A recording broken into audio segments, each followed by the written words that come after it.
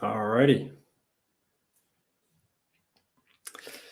Hey, what's up, everybody? Kieran Maloney here.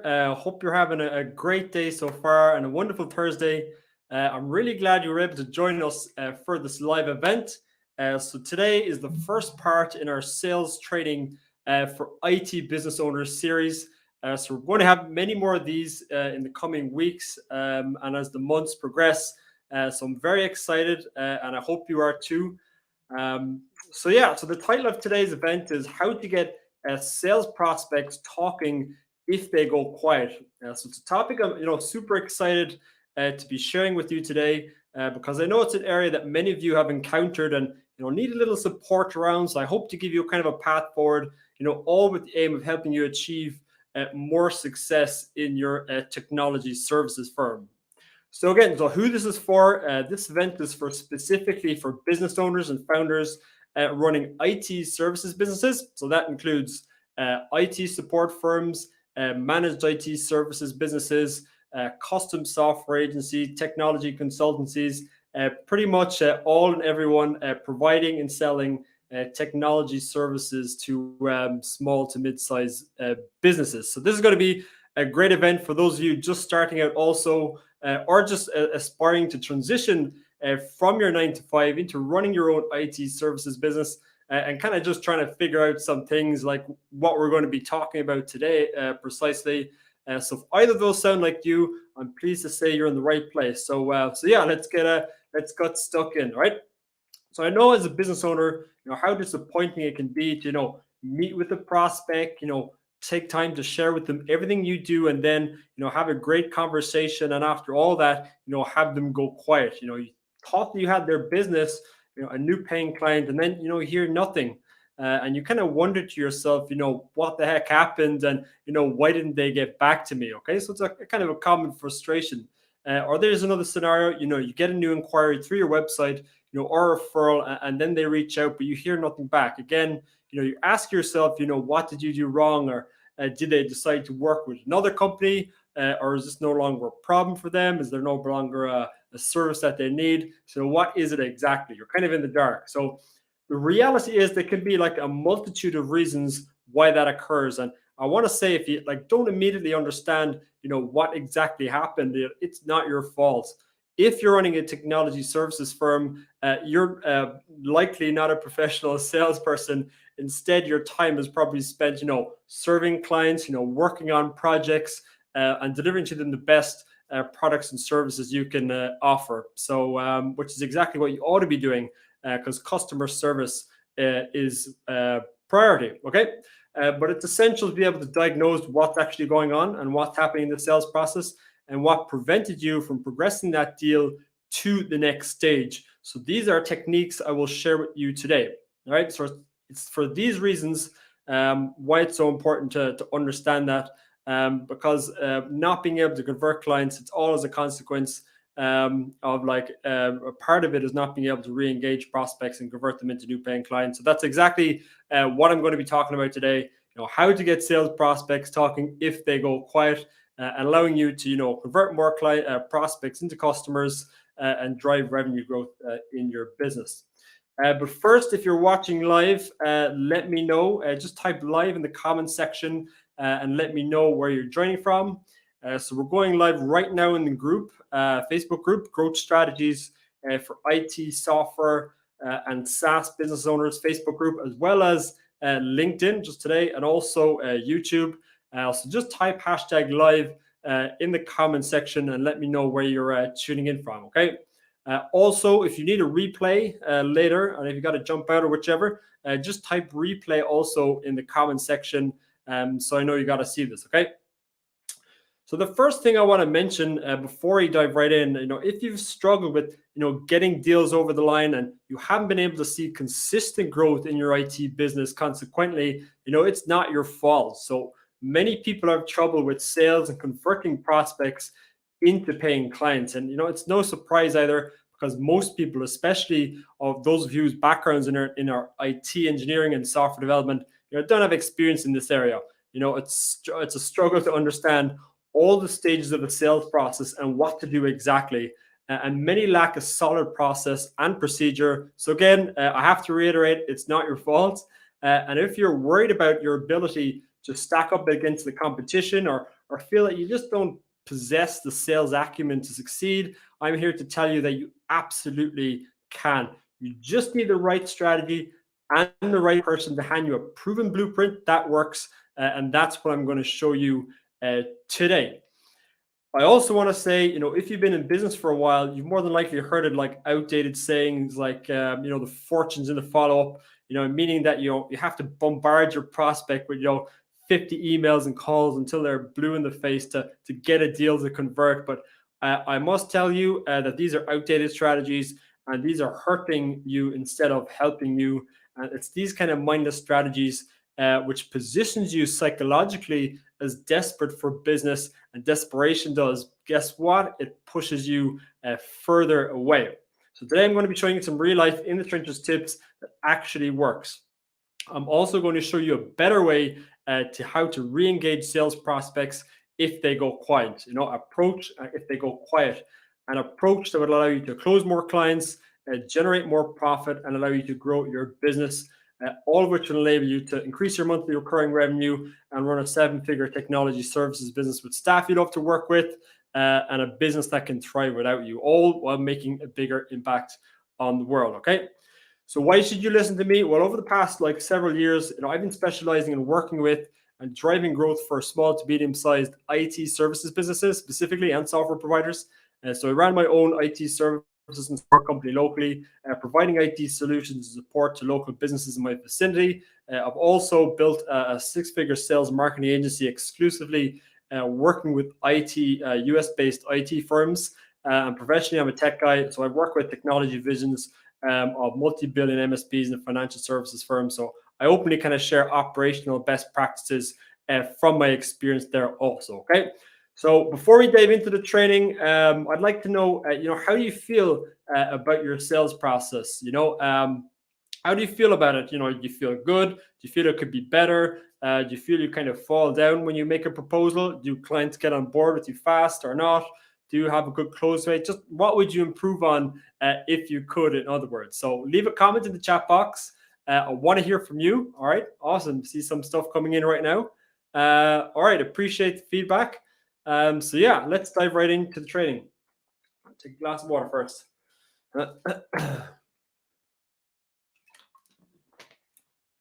So I've broken this training up into 3 categories. I'm going to talk about, let me share my screen, preventative, predictive, and reactive. So I'm going to share my screen right now. All right, so there's a saying, intellect solve problems, geniuses prevent them, okay? Albert Einstein, pretty clever guy from what I gathered. So the idea, why I broke this up into 3 categories, preventative, predictive, and reactive, is because having prospects go quiet on you is a negative, right? It's a problem, and you don't want to be solving problems. You want to prevent the problem from occurring in the first place. So most of the strategies that we're going to be talking about today, there's only about 6 or 7 of them.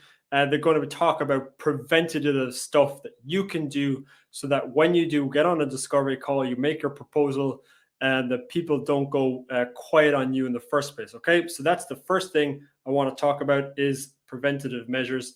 And the first preventative measure I want to talk about is pre-framing and education, okay?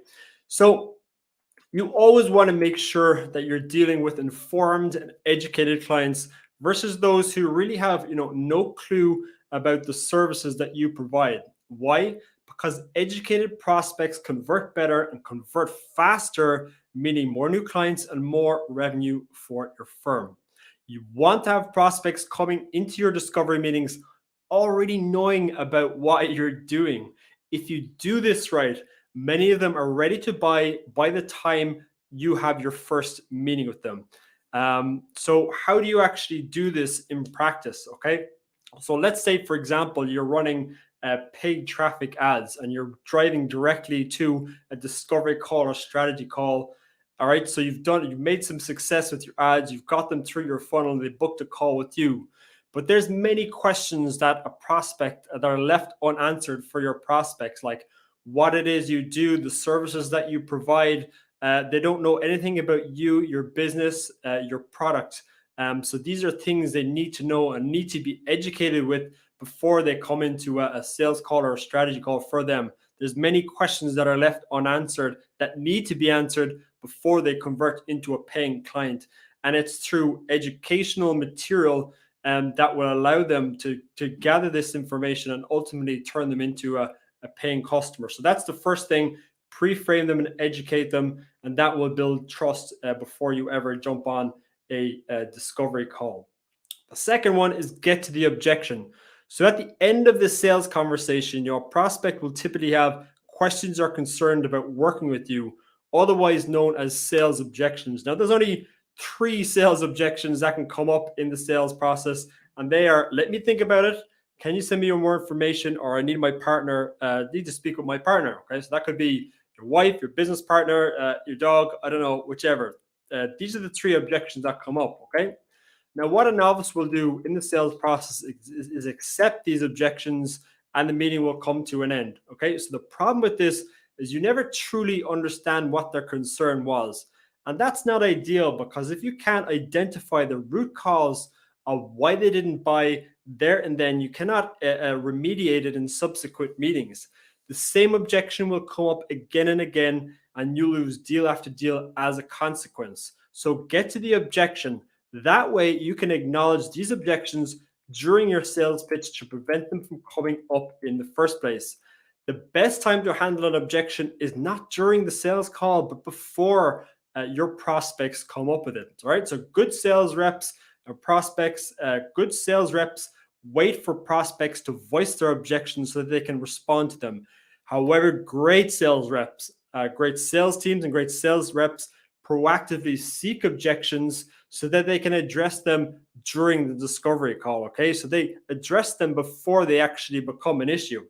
So that's the 2 preventative things: handling objections before they come up, and also educating prospects before. Okay, so you want to spend the lion's share of time around those 2 things to prevent client sales prospects from going quiet in the first place. Okay. So the next one is kind of like a predictive thing. Okay, so let's say you're in the sales process and you're getting some objections and you actually understand what's going on. The next thing is just to set up a secondary meeting. Okay, so what happens a lot of the time is, you go through your sales process, you're on a discovery call or a sales conversation or a sales appointment, and you make your pitch and everything's fine.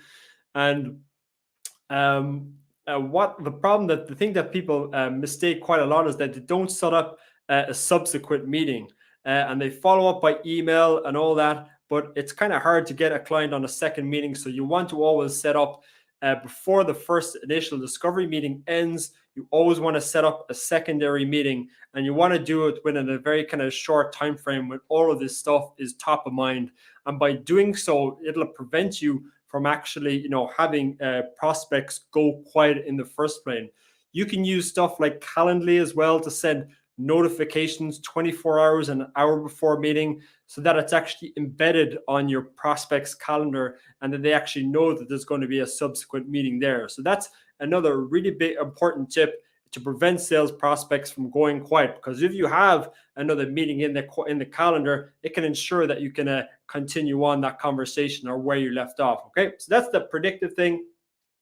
So the next thing is the reactive steps. Okay, so the reactive thing, now you're in this scenario where a prospect is after going quiet. Okay, you've put together like a great proposal, you've had a great discovery call and meeting, They said they just have to, I don't know, talk to their partner or something, but they're more than likely going to get on board with you. However, now there's weeks or months after going by and you haven't heard anything from them. Okay, so these are the reactive things after the fact that something's happened, the reactive things that you can do. So there's two of them, but this is the most important one, is like nurturing campaigns. Okay, so the idea behind nurturing campaigns is essentially so to stay top of mind with prospects. Okay, so for example, everybody may not necessarily be able to make a purchasing decision there and then for whatever reasons. Okay, so that's the reality. They may be like certain budgetary cycles,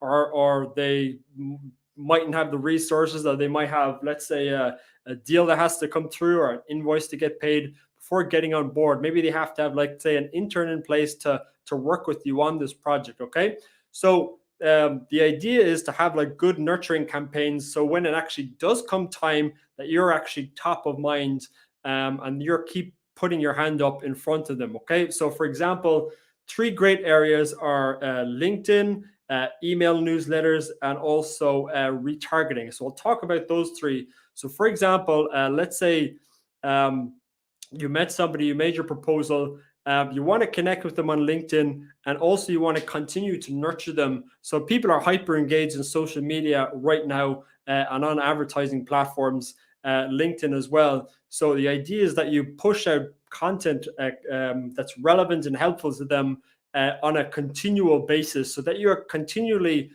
putting your hand up and you're there, and you're there in their feed every single week and every single day. And by doing that, when it does come time that the need and the time and the budget is there and aligns, you'll be right there in their feed. And I guarantee you that they will build dialogue with you and re-engage with you once you're continually there in their feed. So that's the first thing.